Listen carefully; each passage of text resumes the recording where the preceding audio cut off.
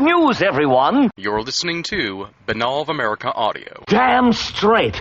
Sort of within that realm of time also is when, like you said, there was a big debate to turn it over to one of the big companies, and the big company that seemed to want the television the most was RCA, and this is sort of when the RCA battle starts. What I found really fascinating and just almost like a movie was the visit by Vladimir Zworykin to Philo's lab in San Francisco as a surreptitious sort of industrialist spying sort of mission, if you will.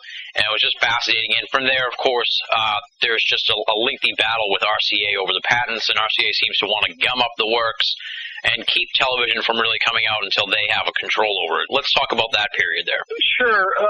We're talking first about kind of the origins of RCA, which was we go back to the late 19-teens, and coming out of World War I, the patents of American Marconi had been spun off into a separate enterprise. The government was concerned about important technology being in the control of a foreign power, and some of those patents were vested in General Electric and AT&T. And then coming out of World War II, the patents that governed radio, wireless transmission, and so forth, were spun off into a new company called the Radio Corporation of America, which was kind of jointly owned by Westinghouse, AT&T, and General Electric.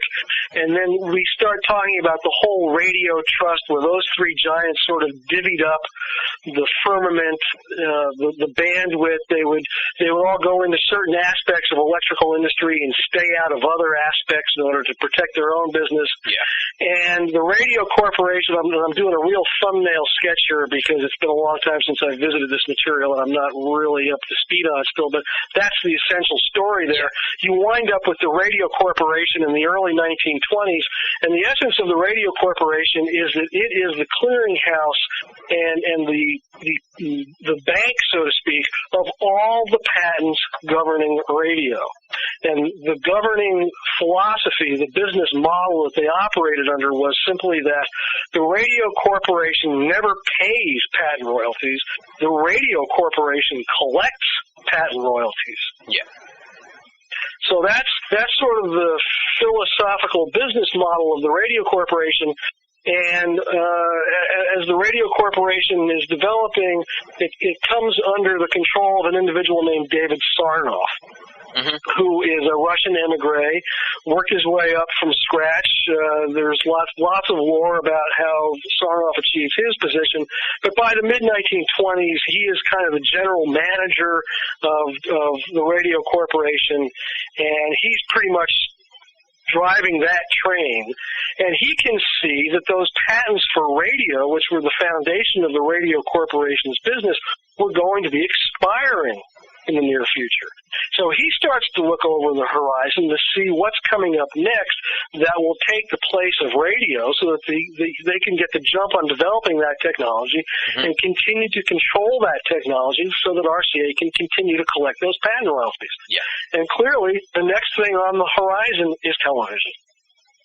So David Sarnoff pretty much decides that RCA is going to invent, refine, and introduce television to the world. That became part of his corporate mission. Parallel to that, there is coincidentally another Russian emigre. This is the man named Vladimir Zworykin that you mentioned a moment ago, who came to the United States around 1920, and he had worked in Russia with the individual that I mentioned earlier named Boris Rosie, who had postulated a cathode ray tube-based television system.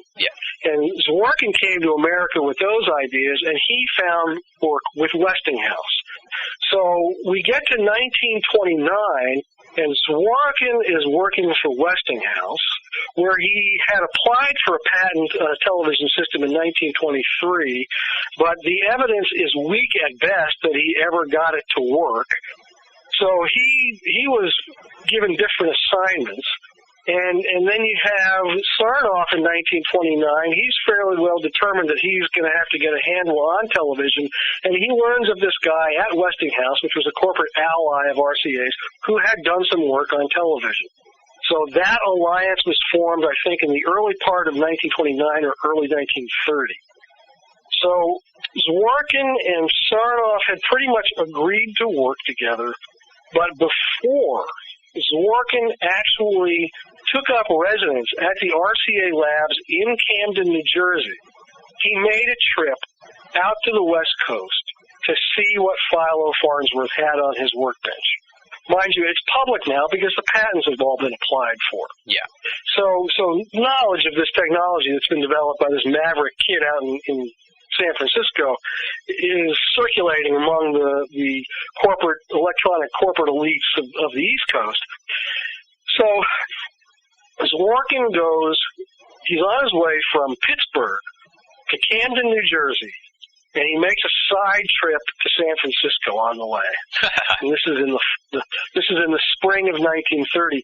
But the fact that there's been an alliance formed between Zworykin and Sarnoff is unknown to anybody. Yeah. So when he arrives at Farnsworth's laboratory in San Francisco, it's under the guise of seeking a patent license for Westinghouse.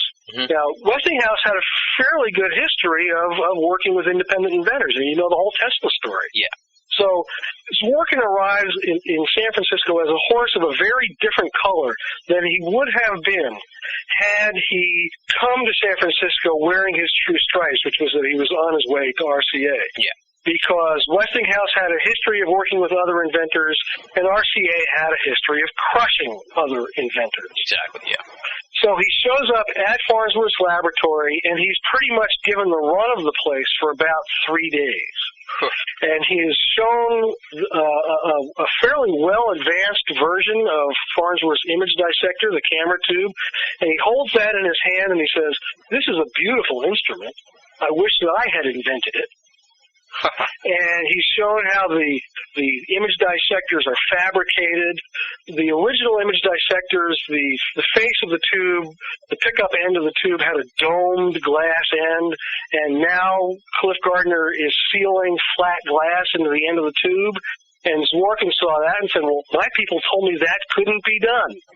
And so here you see where the principle of not knowing what couldn't be done serves. Yeah. Because that's pretty much what Cliff Gardner says. Well, I didn't know it couldn't be done, so I just went ahead and did it. And he showed Zworykin how he fabricated those tubes. He devised a turntable so that he could evenly distribute the heat from the torches.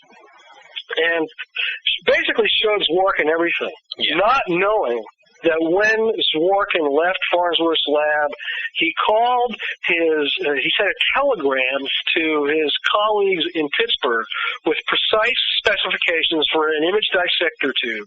And then he headed east. He stopped in Pittsburgh and took that image dissector tube with him, and then he took it to Camden and went to work for RCA. Exactly. And then it seems like at that point, while there's a lot of engineering going on with television, almost like the process of inventing is sort of running out of steam in a way. The germination process is over with. Now it's the business end of it. The seminal period passes from about 1927 until about, I'd say 1932 to 1933. Because remember, I was talking about the period when he wanted to develop the patent portfolio, so they would have much more to offer. And I think the large part of that patent portfolio was developed from about 1927 till about 1933-34. And then that's when all the patent litigation begins. Yeah. And RCA is basically stymieing Farnsworth's ability to bring this thing to the marketplace through patent litigation. And so he's sort of fighting the battle on multiple fronts as we get into the mid-1930s. He's fighting with RCA over the patents. Of course, he's working in the laboratory and still developing television, and that, of course, is where he gets his energy. But his work is really starting to take him in different directions. He was beginning to develop stuff that made a contribution to radar, electron microscopes. He's going off in different tangents, but the work of refining and developing television wasn't done yet. And then I think what you're getting at is that he began to incur the wrath of his own backers who were really losing patience with the whole operation, the costs involved, their inability to take it to market, to realize the return on their investment. And so from about 1935 till about 1939, it just became a nearly untenable situation for Farnsworth. And as we get into the period just before World War II, he's basically withdrawing from daily operations in the laboratory. Exactly. And it seemed like he wanted to take this even further and get into broadcasting and that kind of thing. And I think that was at the point where the backers, it was reaching ahead at that point, it seemed like. Yeah, and we were talking about the lab gang, and I can't emphasize enough how the core of people that he had built around him was really the heart of his dream. Mm-hmm.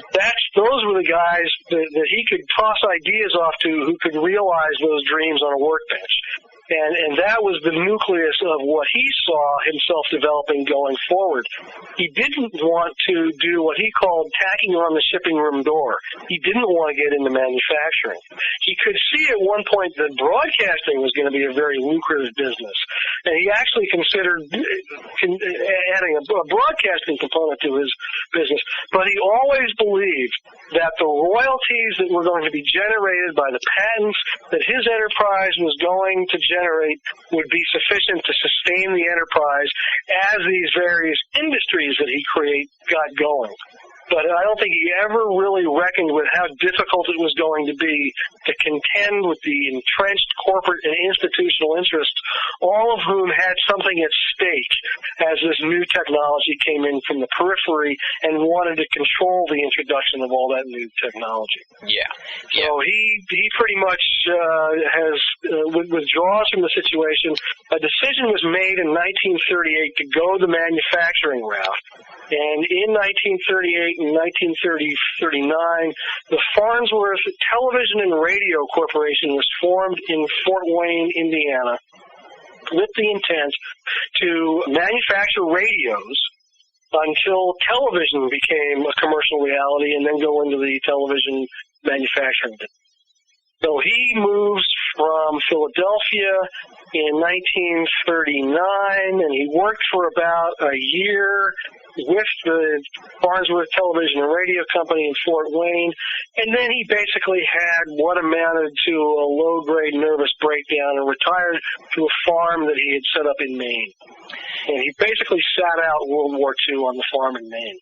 And what do you think brought about this nervous breakdown? Was it just that the business end of the transition for television into the commercial aspect, that whole business aspect really wore him down? And, of course, part of the story that I wanted to talk about, and I think we may have passed it chronologically, maybe we can throw back to that, is Jess McCarter and the disillusion of the lab gang when he fired everybody. Yeah. I think that had a tremendous impact on Philo. And it sounded like also a variety of family problems that seemed to all come to a head at this point, correct? Yeah, like I say, there were a number of circumstances, all of which converged on his withdrawal in 1940. And the circumstance that you're referring to, McCarter firing the lab gang, that was kind of the prologue to the formation of Farnsworth Television and Radio.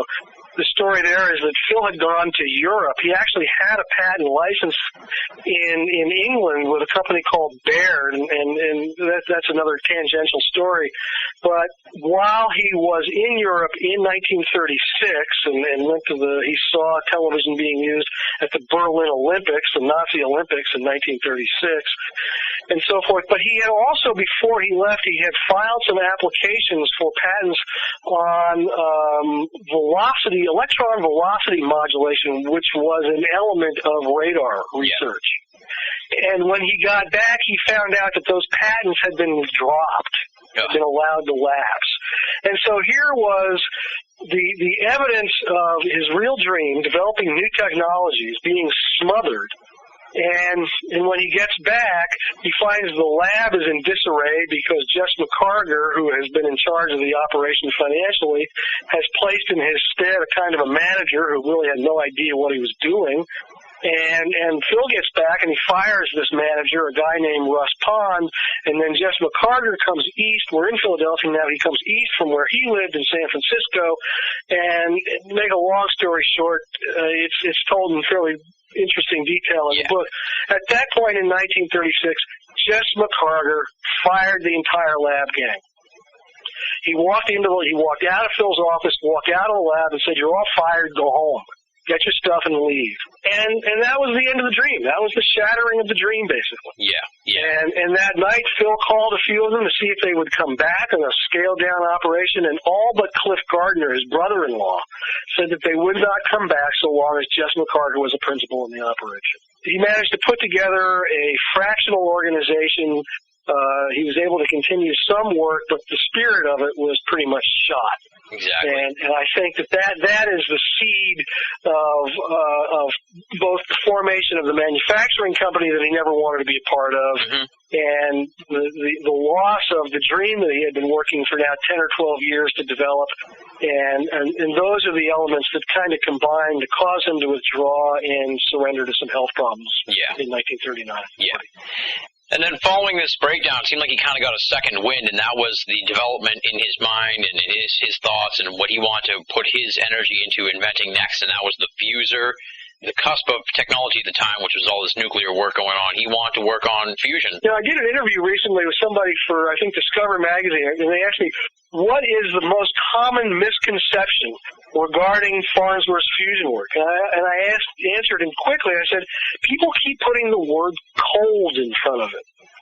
And we are not talking about cold fusion, which was this phenomenon, this anomaly that was released that caused a great deal of furor. We're starting in 1989 when these guys, Pons and Fleischmann, said that they had produced fusion using palladium rods that were dipped in some kind of solution.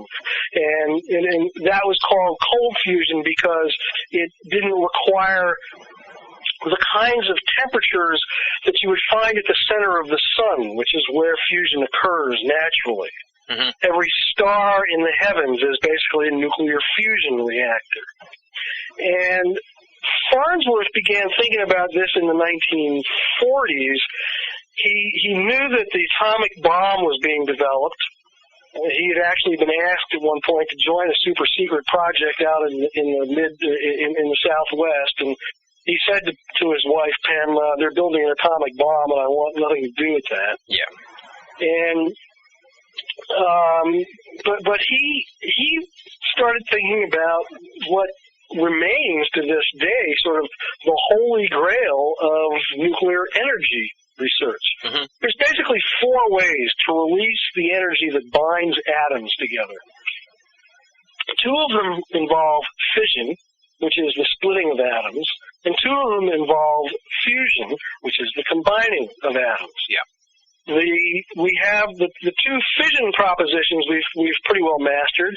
We can use controlled fission to produce heat to drive generators. That's what makes nuclear reactors go. And then, of course, we have the uncontrolled release of nuclear energy, which would be an atomic bomb. Yeah. And we have the uncontrolled release of fusion energy, which would be a hydrogen bomb. But for some reason, we haven't been able to master the controlled release of fusion energy.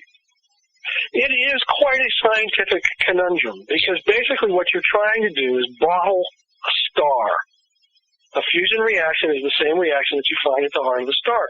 So what sort of vessel can you come up with that would enable you to contain the incredible pressures and heats that you would find at the center of a star?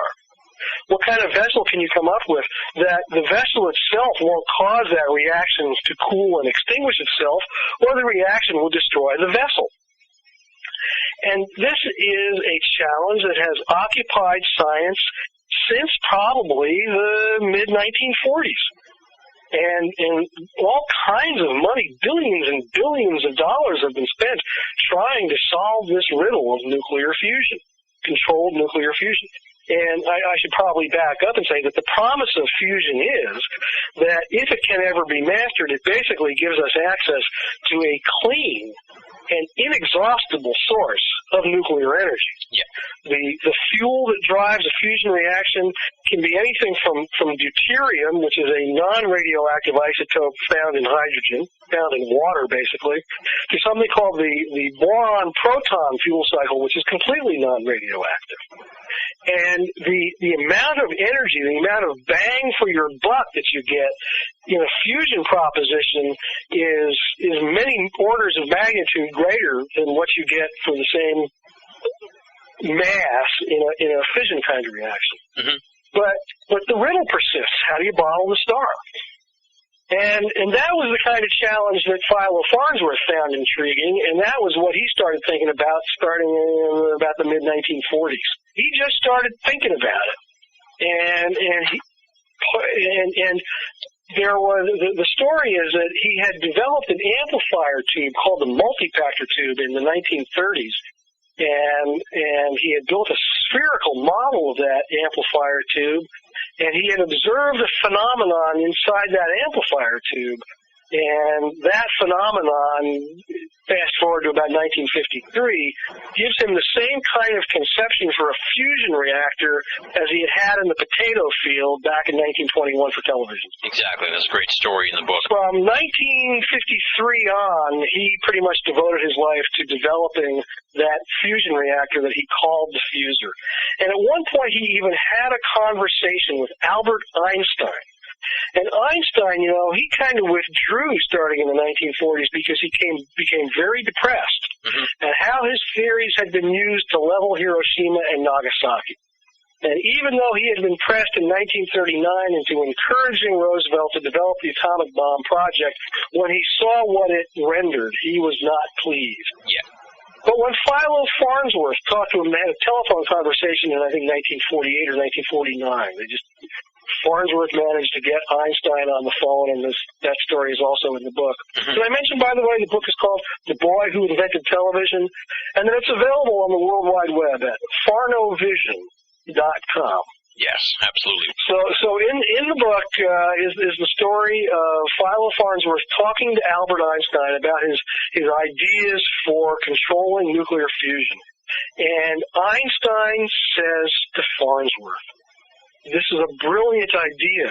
You must pursue this idea. You must publish the math surrounding this idea, because what you're talking about are the good parts of my theories." So he actually had a conception in 1953, and then he spent like the next 6 years late at night on an electromechanical calculating device called a monochromatic calculator. It's like this one-armed bandit where you punch numbers in on a keyboard and then pull a lever to run the calculations. Imagine what this man could have done with a microcomputer at his disposal. Exactly, yeah. But he spent 6 years running the equations that led him ultimately to the design of a tabletop nuclear fusion device. And he started building that device in 1959. And this would be the fuser. That's the fuser, F-U-S-O-R. Exactly. And within a few months of beginning construction on the first model, he was indeed producing controlled nuclear fusion reactors in a device, not much bigger than a desktop computer. And it's kind of like the same story in a microcosm of the story of television, in the sense that he was being funded by a big corporation at the time, and he was so far ahead of the technology that he couldn't really translate it to the business people.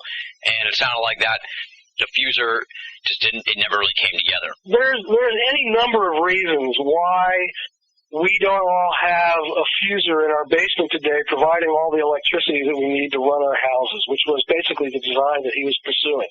Rather than institutional power generation, Farnsworth was coming up with a device that would be so simple everybody. It was like television. Yeah. It was a device as simple as a television that everybody would have in their basement. But it was also going to generate incredible amounts of energy.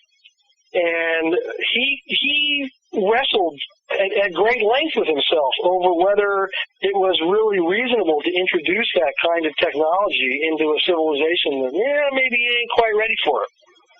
And so he had that weighing on him, and he had the difficulty that he had, again, because he was operating in a realm where really he was the only traveler. Because of his own experience now, he's got, well, let's think, about 30 years in the trenches having his own unique experience dealing with these quantum particles and these quantum processes. So the information that he's dealing with is pretty much his own. And it became very difficult for him to convey to the colleagues that he was now working with in 1959 to 65 the essence of what he was trying to do. And as you alluded to, he had basically lost his company. In 1949, Farnsworth Television and Radio had been sold to IT&T, ironically just as television was taking off. Yeah. And so he became a corporate employee and of International Telephone and Telegraph, or IT&T, and was beholden to those corporate officers in that board of directors. And at first, they really wanted no part of what he was going to build. And he actually started building it at home in 1959. And when the IT&T board got wind of what he was starting to do, they said, well, if he's really that serious about it, we'll give him enough money to see what he's got. And so they only nominally funded the thing. Yeah. And then they brought in some credentialed PhD types to kind of watch over the operation. And they brought much more orthodox physics to the table. And they began developing their own sort of corollary developments to what Farnsworth was developing. And it became, again, a kind of a contentious environment that he was working in. Exactly. And there's a couple of good stories in the book, so I'm not going to spoil them for your listeners, but there's a couple of good stories in the book that eventually wind up with Farnsworth walking away from his fusion development in about 1965 and 66. Yeah. I conducted a phone interview with a man named Robert Hirsch. And Hirsch was one of these guys that was brought in to work with Farnsworth, who had all the credentials and all the credibility, supposedly, of institutional orthodox physics. And, in fact, Hirsch went on, after the Farnsworth experience, to manage the whole Department of Energy's fusion research program. So here's a man who knows whereof he speaks, and I asked him point blank, why don't we know if Farnsworth's approach to fusion was viable? Because we don't know. We can't say categorically at this point whether that was a viable approach to fusion or not. And Bob Hirsch's answer to me was simply, they've never put enough money into it. But they're spending, even as we speak, $12 billion to build a dinosaur in France called a tokamak, which is this whirling Russian donut thing, using magnetic confinement, using gigantic super-cooled magnets to compress a fusion plasma. They're spending $12 billion on that, but Farnsworth could never get the $5 or $10 million that he might have needed to prove that what he was doing would have left all that in the dust. Yeah. And it's kind of analogous, as you say, to the television process, because to my way of thinking, the orthodox practitioners of fusion are doing the same thing now that the mechanical television developers were doing in the 1920s. And it's just going to take a completely different approach to the problem to solve it. Exactly. And then to sort of wrap it up, Farnsworth's thoughts on what television became. There's one great anecdote from the 1960s, I guess, where the Farnsworth family was sitting around the living room, and he became thoroughly disgusted with whatever was on the TV, and he just got out of his chair and he walked across the room and he, with some force, switched the TV off, and never again was it turned on. Wow. And in fact, when I first met the Farnsworth family in 1975, which was 3 years after he died in 1972, they had one Sony Trinitron color TV, which got about half a picture. So he always believed that television was going to be a great boon to mankind. He was kind of a PBS guy, and not so much a commercial television guy. So a lot of what was on commercial television, as he told his son once, he just didn't want it in his family's intellectual diet. There you go. Probably not a Survivor fan, in other words. Probably not.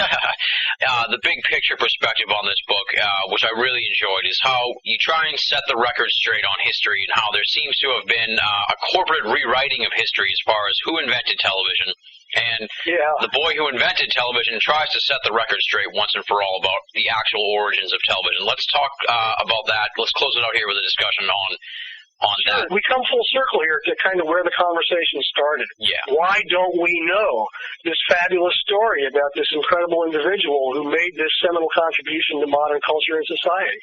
And I always say that there's three reasons why we are not more familiar with Philo Farnsworth today.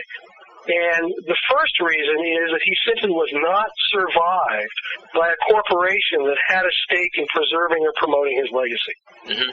The Farnsworth Television and Radio Corporation that might have served that purpose going forward when television started to take off in the late 1940s and early 1950s, that company faltered after World War II. It basically went bankrupt, and the assets were absorbed by IT&T in 1949. And over the course of the next couple of years, the Farnsworth Television and Radio Company, the company that bore Farnsworth's name, was lost to history. So there's no company surviving that has any stake in promoting the name of Philo T. Farnsworth. Yeah. The second reason is Farnsworth himself was not the kind of guy who was inclined to dwell on his past accomplishments. Mm-hmm. He was always looking forward. He was always pursuing the next great idea. He was perfectly content to let others pick up the ball that he would leave behind to refine and develop his inventions and bring them to the marketplace. And it just wasn't part of his personality. He didn't have that kind of marketing component, that self-promotion thing which everybody has today, to blow his own horn. Yeah. So that's the second reason why we're not more familiar with Philo T. Farnsworth. And then the third reason is that in the vacuum created by those first two reasons, there are unlimited pretenders who are glad to step up to the throne. Yeah.